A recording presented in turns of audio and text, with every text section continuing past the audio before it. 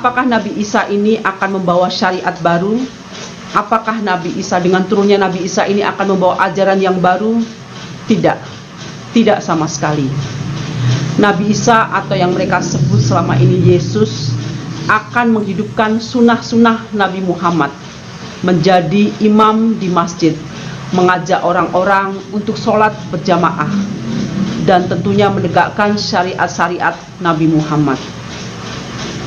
Nabi Isa, Isa putra Maryam atau yang mereka sebut selama ini dengan Yesus, datang untuk membatalkan syariat-syariat yang sudah dirubah oleh para pendeta tersebut. Dan ini diantaranya, salah satu diantaranya mereka, para Yahudi ini mengatakan bahwa Nabi Isa meninggal di palang salib. Hal ini dibantah di dalam kitab suci Al-Quran.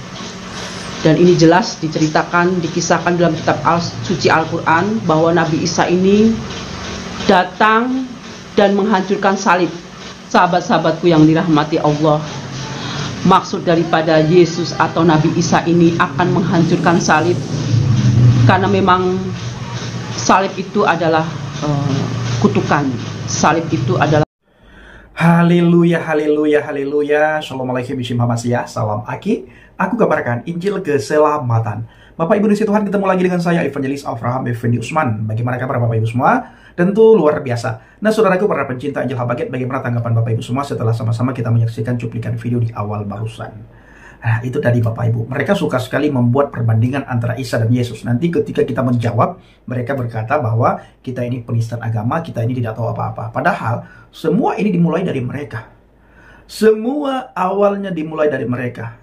Bahkan mereka tidak mau kita menjawab. Dan kita tidak diberikan hak jawab. Tetapi Bapak Ibu, kita punya hak jawab ketika mereka membuat perbandingan antara Isa dan Yesus. Di situ kita punya hak jawab. Saya selalu berkata begini saudara ya.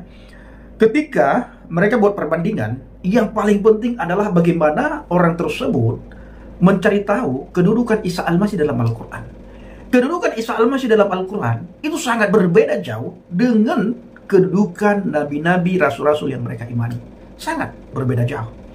Isa Al-Masih dalam Al-Quran punya derajat yang luar biasa. Harusnya mereka berpikir dengan akal yang sehat, berpikir dengan kritis. Siapa Isa Al-Masih? Kenapa kedudukan Isa Al-Masih dalam Al-Quran derajatnya begitu tinggi? Sampai-sampai dalam surat Ali Imran ya, dalam surat Ali Imran ayat 45, Isa Al-Masih di situ adalah orang terkemuka di dunia dan di akhirat. Idza qalatil malaikatu ya Maryam innallaha yubashshiruki bikalimatin minhu ismuhul Masih Isa ibnu Maryam wajihan fid dunya wal akhirah wa minal muqarrabin. Ingatlah ketika para malaikat berkata, wahai Maryam, sesungguhnya Allah menyampaikan kabar gembira kepadamu tentang sebuah kalimat firman darinya, yaitu seorang putra yang namanya Al-Masih Isa putra Maryam, seorang terkemuka di dunia dan di akhirat, termasuk orang-orang yang didekatkan kepada Allah. Mungkin kalau terkemuka di dunia itu semua rasul kemungkinan terkemuka ya, semua nabi kemungkinan terkemuka. Tetapi kalau terkemuka di akhirat itu hanya seorang. Siapa namanya? Isa Al-Masih. Saudara cari tahu seharusnya siapa Isa Al-Masih ini. Kenapa dia terkemuka di akhirat? Bukankah yang terkemuka di akhirat itu hanya Tuhan semata? Makhluk tidak mungkin terkemuka di akhirat. Manusia tidak mungkin terkemuka di akhirat. Tetapi Isa Al-Masih dikatakan dalam surat Ali Imran ayat 45, seorang terkemuka di dunia dan di akhirat. Wajihan fid dunya wal akhirah wa minal muqarrabin. Cari tahu dong. Tanyakan. Ketika Anda bertanya, Anda mendengar, lalu Anda menyimak, lalu Anda merenungkan, lalu Anda benar-benar tanyakan ulang. Kenapa dia terkemuka di dunia dan di akhirat? Ya, saya akan ulangi supaya teman-teman muslim benar-benar paham apa yang saya maksudkan. Idza qalatil malaikatu ya Maryam innallaha yubashshiruki bikalimatin minhu ismuhul Masih Isa ibnu Maryam wajihan fid dunya wal akhirah wa minal muqarrabin. Kenapa tidak nabi-nabi yang lain? Wajihan fid dunya wal akhirah. Kenapa tidak Nabi Musa? wajihan fid dunya wal akhirah? Kenapa tidak Nabi Syuaib wajihan fid dunya wal akhirah? Kenapa tidak Nabi Ilyas wajihan fid dunya wal akhirah? Kenapa tidak Nabi Ilyasa wajihan fid dunya wal akhirah? Kenapa tidak Nabi Soleh wajihan fid dunya wal akhirah? Kenapa tidak Nabi Idris wajihan fid dunya wal akhirah? Kenapa tidak Adam wajihan fid dunya wal akhirah? Kenapa hanya Isa Al-Masih, seorang terkemuka di dunia dan di akhirat? Siapa dia? Cari tahu. Ya, cari tahu saudaraku, siapa Isa Al-Masih. Kedudukannya itu cari tahu. Jangan saudara buat perbandingan Isa dan Yesus, tidak akan ketemu. Dari namanya saja sudah berbeda, tempat lahirnya sudah berbeda, prosesnya berbeda. Di dalam Alkitab, Yesus menyerahkan nyawanya di atas kayu salib dan dia mati di atas kayu salib. Sementara Al-Quran mengatakan, wa ma qataluhu wa ma salabuhu, engkau tidak membunuhnya dan engkau tidak menyalibnya. Tetapi yang engkau bunuh dan yang engkau salibkan itulah orang yang diserupakan. Tetapi tidak ada satupun teman muslim yang memahami, yang tahu siapa orang yang diserupakan itu. Akhirnya mereka meraba-raba, mereka menerka-nerka mengenai yang diserupakan itu siapa. Masih meraba-raba sampai detik ini, saudara. Maka antara si A dan si B serta si C, si D, si E, tidak ada satu kesepakatan, tidak ada satu kepastian mengenai orang yang diserupakan itu. Akhirnya nanti larinya ke Alkitab. Begitu mereka lari ke Alkitab, mereka tidak percaya yang mati di atas salib itulah Yesus. Mereka mengatakan Yudas Iskariot. Kita ketahui, ya, kematian Yesus di atas salib itu untuk apa? Sebagai penebusan. Sementara Yudas Iskariot tidak layak menjadi penebusan. Kenapa? Karena pengkhianat. Darah pengkhianat tidak bisa dijadikan sebagai darah penebusan. Harus benar-benar darah yang murni, darah yang suci, tanpa celah, tanpa cacat, tanpa kesalahan, tanpa dosa sedikit pun. Nah, saudara harus benar-benar cari tahu mengenai Isa Al-Masih itu dalam Al-Quran. Kenapa dia terkemuka? Kenapa dia terkemuka? Kenapa dia terkemuka? Cari tahu dong. Ya, jangan sibuk buat perbandingan. Nanti ketika kami menjawab, kami meluruskan, kalian tidak menerima, bla bla bla bla bla, dan banyak hal yang tidak membuat kalian tidak terima dan yang membuat kalian itu akan akan menyangkal tentang keilahian Yesus. Dan kami tidak pernah memaksakan kalian harus percaya kepada Yesus, tidak pernah. Nah, tapi kalian harus benar-benar cari tahu, ya, tentang Isa Al-Masih itu. Nah, jangan sedikit-sedikit lapor, sedikit-sedikit lapor, sedikit-sedikit lapor, sedikit-sedikit holol darah. Ngapain? Nggak boleh seperti itu. Isa itu kalimat minhu, kalimat dari Allah. Ya, kalimat dari Allah, firman dari Allah. Kalimat itu berasal dari Allah, keluar dari Allah. Ini sesuai dengan surat Ali Imran ayat 45. Kalimat minhu, kalimat yang berasal dari Allah, itu Isa Al-Masih. Kalimat itu dari mana? Dari Allah. Isa Al-Masih itu dari mana? Ya, dari Allah. Kalau saudara melihat Ali Imran 45, maka saudara renungkan. Suara saya itu dari mana? Dari saya. Suara saya keluar dari mana? Ya, keluar dari saya. Berarti suara saya itu menyatu dengan saya. Makanya kalau saudara menerima suara saya, saudara harus menerima saya. Saudara tidak mungkin bisa menerima suara saya kalau saudara menolak saya. Begitu juga sebaliknya. Saudara hanya menerima saya, tetapi suara saya saudara tolak. Itu nggak bisa juga.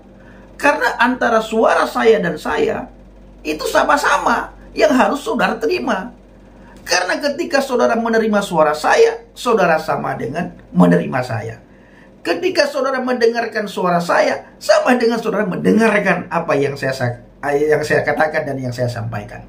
Itu mengenai Isa Al-Masih. Ya, lalu kita melihat Isa Al-Masih berkata, "Wassalamu alayya yauma wulidtu wa yauma amutu wa yauma ub'atsu hayyan." Dan kesejahteraan semoga dilimpahkan kepadaku pada hari kelahiranku, pada hari wafatku, dan pada hari aku dibangkitkan hidup kembali. Kalau kita bertanya kepada teman-teman muslim, bagaimana ini?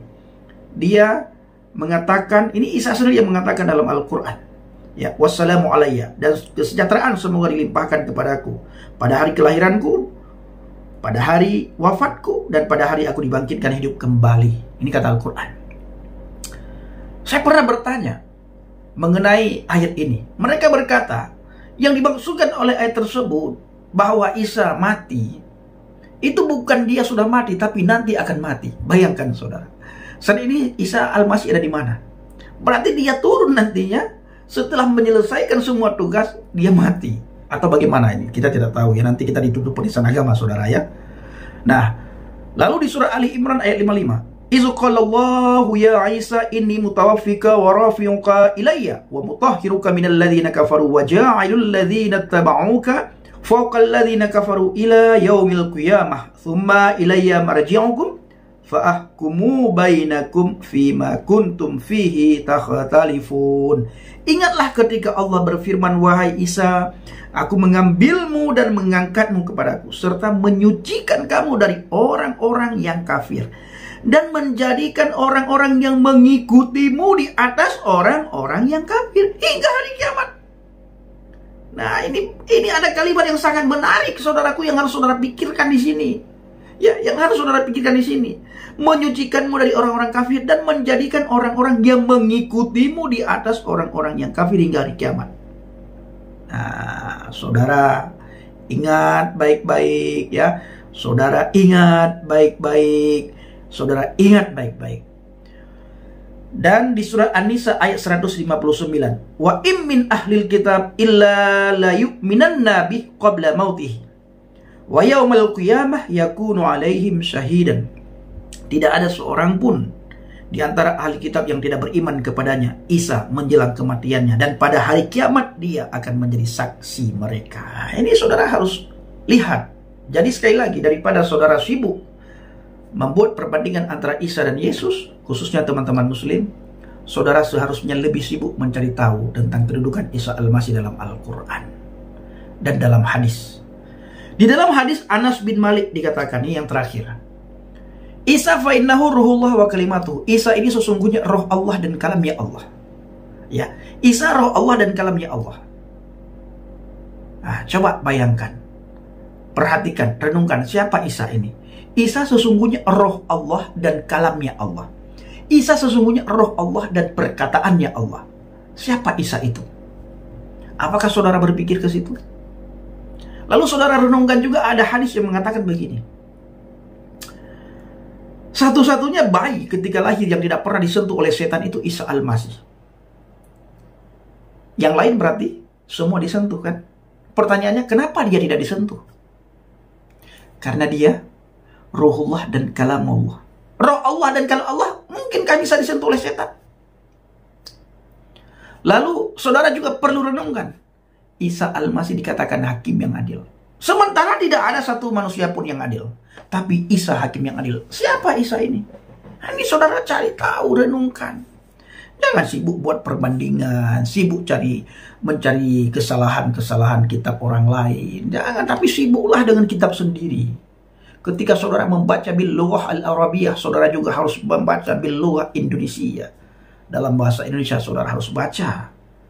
Jangan saudara hanya bisa membaca pakai bahasa Arab, tetapi saudara tidak pernah membaca terjemahan. Saudara tidak tahu kalau tidak pernah membaca terjemahannya. Nah, lalu renungkan. Sebagai penutup, saya ingin membaca satu ayat Alkitab dalam Injil Yohanes 10 ayat 28. Dan aku memberikan hidup yang kekal kepada mereka, dan mereka pasti tidak akan binasa sampai selama-lamanya, dan seorang pun tidak akan merebut mereka dari tanganku.